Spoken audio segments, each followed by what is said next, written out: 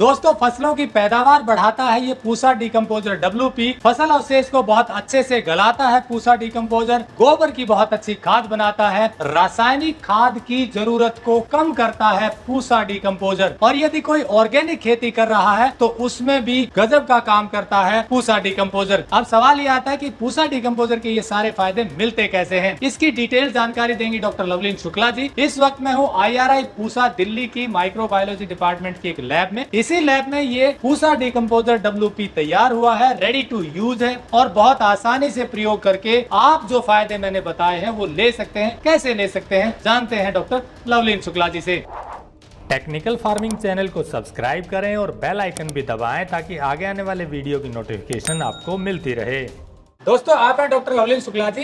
इन्हीं की देखरेख में ये पूसा डिकम्पोजर वेटेबल पाउडर बना है। ये पाउडर सामने दिख रहा है, ऐसे घोला जाता है। अब कैसे काम करता है जानेंगे डॉक्टर लवलीन शुक्ला जी से। जी डॉक्टर साहब, कैसे फसलों की पैदावार बढ़ाता है, पहले तो यही बताइए। सबसे पहले ये जब हम फसल अवशेष का प्रबंधन खेत के अंदर करते हैं तो जितना भी फसल अवशेष होता है वो हमारा धीरे धीरे गलना शुरू हो जाता है और उसकी खाद बन जाती है।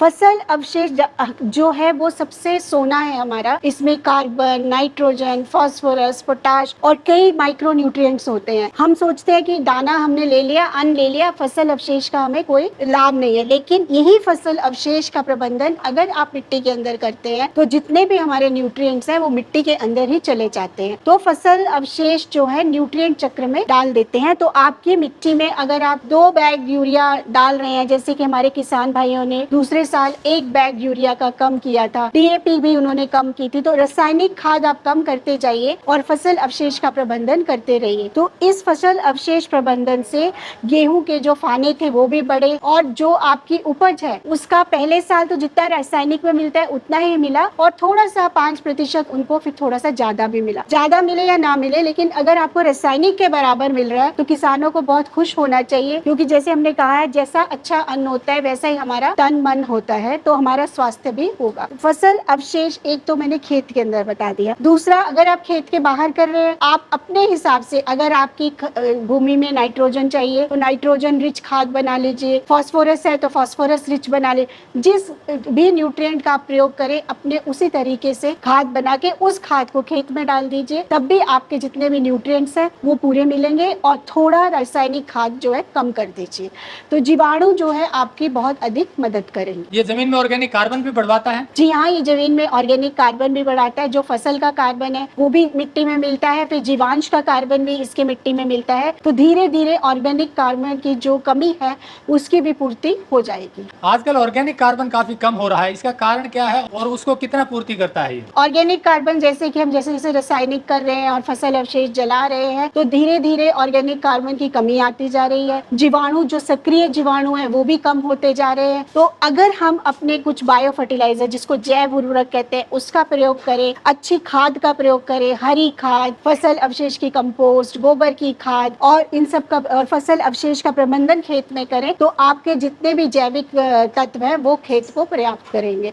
तो इससे जो हमारे खेत की मिट्टी है वो स्वस्थ होगी। तो दोस्तों, जैसा डॉक्टर लवलीन शुक्ला जी ने बताया कि ये जो पूसा डिकम्पोजर है ये फसल अवशेष को बहुत अच्छे से गला देता है। इसी कारण जो फसल अवशेष में न्यूट्रिएंट्स होते हैं वो जमीन में चले जाते हैं और जमीन में रासायनिक खाद डालने की कम जरूरत पड़ती है। अक्सर किसान भाई क्या करते हैं कि अपने फसल अवशेष को जला देते हैं, पराली को जला देते हैं, गेहूं के फाने को जला देते हैं, तो जो उस फसल के अवशेष थे उसमें जो न्यूट्रिएंट्स थे वो भी जल जाते हैं। केवल राख मिलती है, थोड़ा सा फास्फोरस मिलता है, बाकी न्यूट्रिएंट्स खत्म हो जाते हैं। तो अगर ये पूसा डिकम्पोजर आप फसल अवशेष में डालेंगे तो ऑर्गेनिक कार्बन तो बढ़ेगा ही जमीन का, साथ में जो फसल के न्यूट्रिएंट्स मिलेंगे अवशेष वाले, उससे रासायनिक खाद कम डालना पड़ेगा और फसल की पैदावार भी धीरे धीरे बढ़ने लगेगी। जब ऑर्गेनिक कार्बन बढ़ेगा, न्यूट्रिएंट्स मिलेंगे तो फसल की पैदावार भी बढ़ेगी। ऐसा कई किसानों ने देखा है। अब सवाल ये आता है कि प्रयोग कैसे करना है, थोड़ा सा शॉर्ट में बता देते हैं क्योंकि डिटेल में हमने पिछले वीडियो में बताया था। मैडम से जान लेते हैं कि कैसे प्रयोग करना है। जी मैम, ये तरीका क्या है इसका जरा बता दीजिए। इसका तरीका बहुत सरल है। आप डब्बा खोलिए, उसमें एक आपको पाउडर मिलेगा, उस पाउडर को आप 200 लीटर पानी में घोल दीजिए और फिर किसी भी स्प्रेयर के द्वारा डाल दीजिए, स्प्रे कर दीजिए। स्प्रे करने के बाद आपने उसकी मिट्टी में अल्टी पल्टी करनी है। अगर आपकी मिट्टी में नमी है तो पानी डालने की जरूरत नहीं है, नहीं तो हल्की सी सिंचाई कर दीजिए,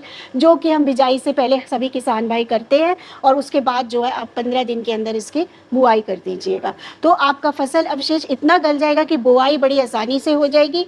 और जैसे जैसे फसल की पैदावार होती जाएगी, फसल उगती जाएगी, वैसे वैसे नीचे जो है आपका फसल अवशेष भी खाद के रूप में परिवर्तित होता जाए। ये एक सरल और किफायती समाधान है। इससे पहले आपने कैप्सूल और लिक्विड भी बनाया था, लेकिन अब ये ज्यादा आसान है। ज़्यादा आसान है और जितने किसानों ने प्रयोग किया है वो मतलब काफ़ी प्रसन्न है। पिछले 2 साल से तो बहुत सारे किसान हमारे साथ जुड़ गए और हमारी जो 7 कंपनी है वो एक कंपनी पंजाब में है, एक हरियाणा में, यूपी में 2 कंपनी है, महाराष्ट्र में 1 है। तो अच्छी अच्छी जगह पे है कि जहाँ जहाँ समस्या है वहाँ के किसान उन कंपनी से भी ले सकते हैं। कितने का मिलता है ये? जो है किसान भाइयों को जो है 100 रुपए का मिलेगा पूसा से आधार कार्ड दिखाने पे, नहीं तो 200 रुपए का एक पैकेट है। तो आप देख लीजिए ना, पहले गुड़ भी लेते थे, बेसन भी लेते थे, 12 दिन भी रखते थे और इतना ही खर्चा आता था।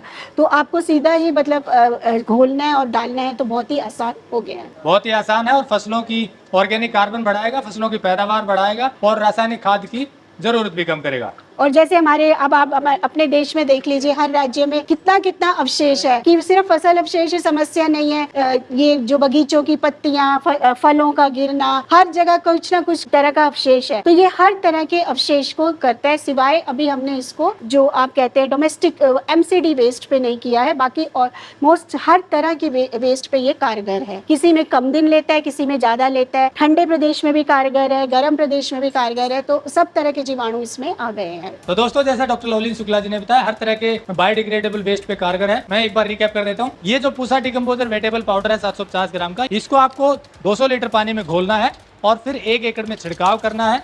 छिड़काव करने के बाद आपको जमीन की पलटाई करनी है और उसके बाद अगर जरूरत लगे तो उसमें थोड़ी सी सिंचाई कर दें और 15 दिन के बाद अपनी फसल की बिजाई कर दें। ये पराली के परिप्रेक्ष्य में बता रहा हूँ मैं। इसके साथ ही अगर गोबर की अच्छी खाद बनानी है तो 500 किलो गोबर आपको लेना है। उसके ऊपर जितना जरूरी हो लिक्विड उतना पानी इसमें डालें और उसके ऊपर इसकी छिड़काव कर दें और गोबर की काट लगाकर उसको थोड़ा दबा दें। 15 दिन बाद फिर काट लगा दें। 1 महीने में ये 500 किलो गोबर का बहुत अच्छी खाद बना देगा पूसा डिकम्पोजर का 1 पैकेट। मतलब ये है कि पानी में घोलिए और इसका प्रयोग कीजिए। ये इसका देखिए आपको नजर आ रहा है, इस तरह का पाउडर मिलेगा आपको पैकेट में और ये साथ में हमने घोल कर भी दिखा दिया। इस तरह का कलर आपको आएगा। ये लिक्विड आपको छिड़काव करना है और किसी भी तरह का बायोडिग्रेडेबल वेस्ट जो गलता है, गलनशील है, उसको ये बहुत अच्छी खाद में परिवर्तित कर देगा। 100 रुपए का 1 पैकेट किसानों के लिए है। नंबर हमने दिया हुआ है, आप बात करके ये मंगवा सकते हैं। और अलग अलग राज्यों में कंपनी इसको लार्ज स्केल पर बना रही है IRI पूसा के साथ मिल करके, वहां से भी आप ले सकते हैं। रेट सेम है। ये निःशुल्क वीडियो था। जैसा आप जानते हैं, किसानों के लिए जो चीज़ें अच्छी हैं, जो उनकी फसलों की पैदावार बढ़ाएं, जो उनकी आमदनी बढ़ाएं, ऐसे वीडियो हम आपको दिखाते हैं। आपका प्रेम मिल रहा है। जुड़े रहे टेक्निकल फार्मिंग से। नमस्कार, जय हिंद।